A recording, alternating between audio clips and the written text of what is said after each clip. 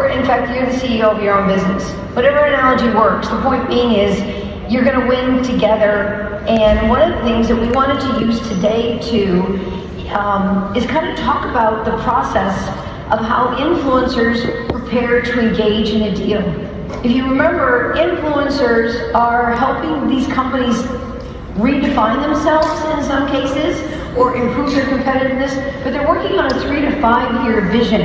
And so you don't just call up and say, hey, you feel like changing. They do a lot of pre-work and intelligence gathering, and actually Will's going to interview them, because we're fortunate to have Will now as an Evercore employee, but he's going to interview Eric Kimberling of Third Stage, who I think you all know, and John Gross of Pemmico, about their process to understand a deal, so that when you engage, you're literally on point and you're immediately advancing that agenda.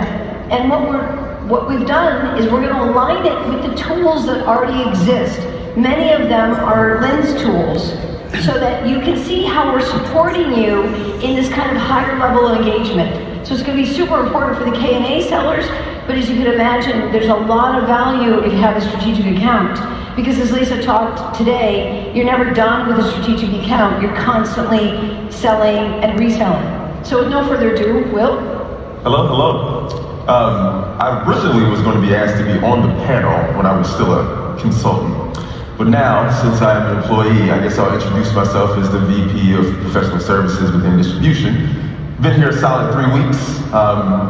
Came over from West Monroe, where I had a strategic relationship with Evercore, amongst a number of other ERP entities. And so, today's conversation, we're going to go through and talk about, one, what we do. I think there's some misconception about what exactly us influencers are, what we're supposed to be. And then we're going to go through that prep conversation about how to engage those customers, win bigger, better deals, and then talk about some of the experiences we've had with Epicor in front of us as a part of the selection processes, and some things that have gone well and some that haven't. I am also joined by John Gross and Eric Kimberling, and I'm going to give them an opportunity to introduce themselves. Go ahead. So I'm Eric Kimberling, I'm the CEO of Third Stage Consulting, and Third Stage is an independent tech-agnostic consulting firm that helps clients select and implement ERP systems. We help a lot of our clients with the selection process, but a lot of our clients have already selected software, whether it be Epicor or another system, and they'll ask us to help with the implementation along the way. Hey, good afternoon everyone. I'm John Gross, Managing Director of Pemmico, and like Eric's firm, Pemmico is an independent client-side advisory and consulting firm. Been in business since '78, largely working with manufacturing and distribution companies, helping them figure out what the future looks like, what to do from a corporate structure perspective, from a business process improvement perspective, and put together strategic technology roadmaps and help them execute those roadmaps, and that may involve the acquisition of new systems, the implementation of systems, and so on and so forth. And one thing that's also important to note is with Third Stage, Aaron Ford won PT coupling, and with Pemmico on the distribution side there was Swish, there was also VMEC, and John, was there another one with you with Pemmico? On the manufacturing side, Low and Windows. Right, Low and Windows, thank you. So yes, and all of those were 7-figure deals, and so we really wanted to, so the people who are working with these big clients with big transformations, let's hear how they do it. Will? Yep. So first and foremost, we really wanted to talk about some more information about what these firms kind of do. I had an Epicor employee once say to me, well, you're just a selection consultant, and he said, don't be made mad about this. Of course I was mad. And I had to do some education about what we exactly do. And so I wanted to give Eric and John an opportunity to talk about some of the services they provide outside of just selection. John, you started with some of that information. Go ahead and give us a little bit more.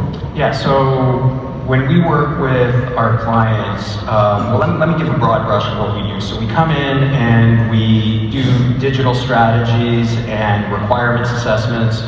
We have an M&A practice where we're helping private equity clients and large multinationals do due diligence on potential acquisitions and then post-acquisition integration work. Our company was born out of a philosophy that the client needs someone on their side of the table to successfully drive these implementations to successful outcomes. So one of the key things that we do that's interwoven in our process is making sure they are planning and architecting an implementation project that's going to deliver the business results. And so we'll get into, I think, a little bit more detail in a bit. Yeah, so by the time we get to selection, it sounds like you've already been embedded for a significant amount of time with these customers. That's right. Yeah. And so, Eric, when you're looking at it from your perspective, I'm guessing you do a lot of those things as well. But third stage has kind of moved the needle in regards to social media and its usage, and it's kind of getting some more, arm out there with some of that data and some of that information you're putting out. Tell us about how successful you've been using that. Well, when I started the company in 2018, that was the sole source of incoming leads was YouTube and LinkedIn. Those are the two primary channels.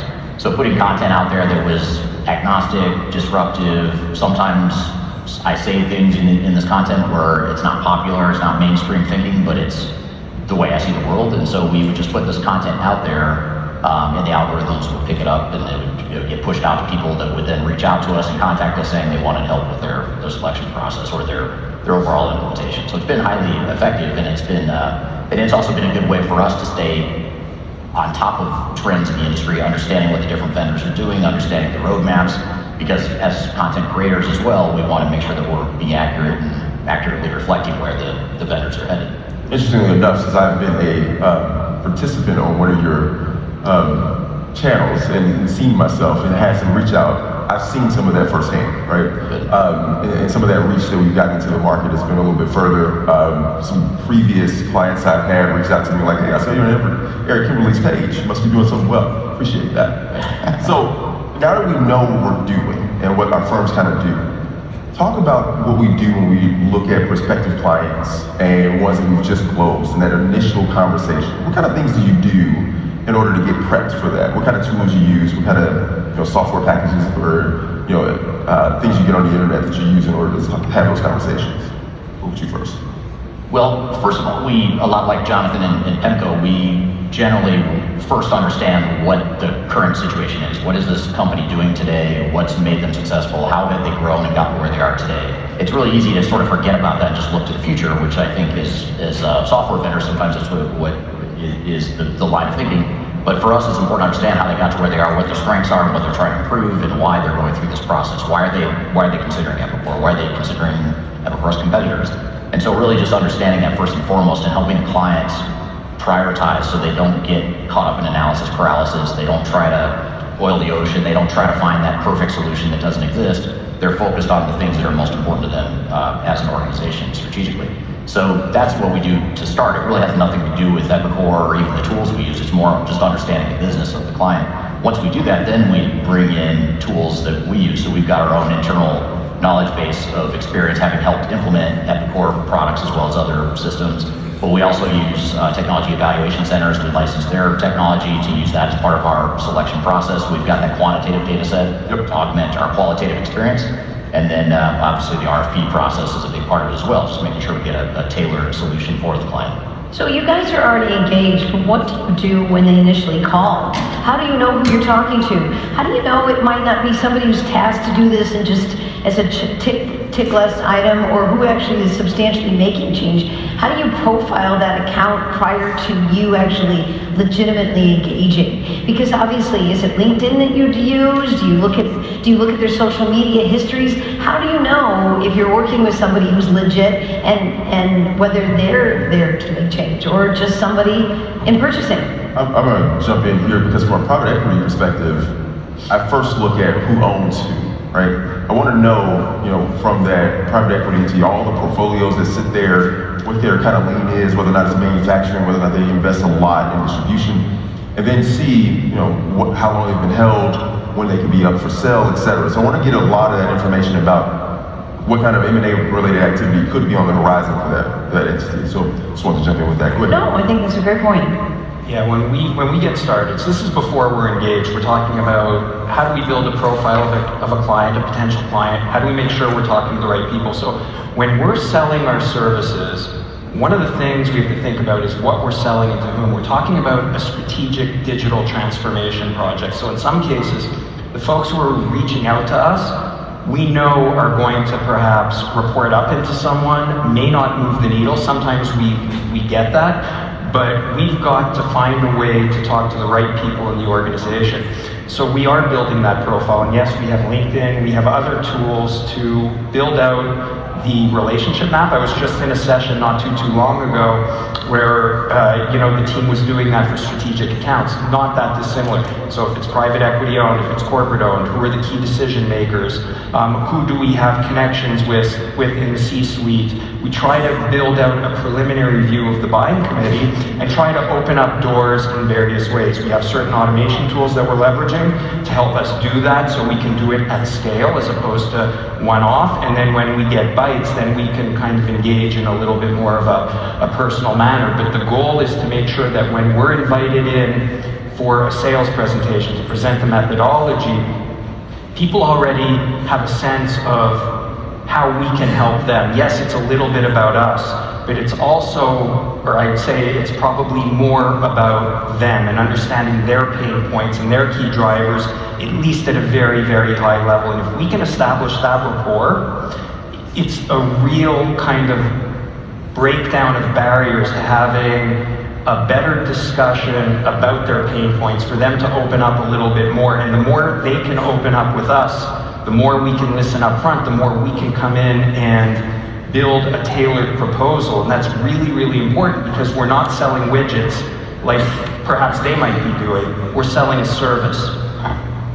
Eric, is there anything you want to add to that? Yeah, I would add too, in addition to what John said, which were great points, I would also add that we also look at the digital maturity of the organization too. We want to understand just sort of where they at technologically. Are they on an older version of Epicor, or are they using an old green screen homegrown system? Not that that really changes a lot in terms of how we approach it, but it does approach or change or influence how they select software and what you can expect from a risk perspective in the implementation. So we do look at that piece of it. We also look at what experience the organization has going through these sorts of projects in the past. I used to think the opposite of this, but having done this for a while now, I find that the scariest client to me is the one that hasn't been through this before. They just don't have any battle wounds. They've never been burned before, even if it's individually at a previous company. If you have a team that's green and has never been through it, it's just really hard to educate them on what we see all the time and what you've seen in your consulting career. And so that part is important too.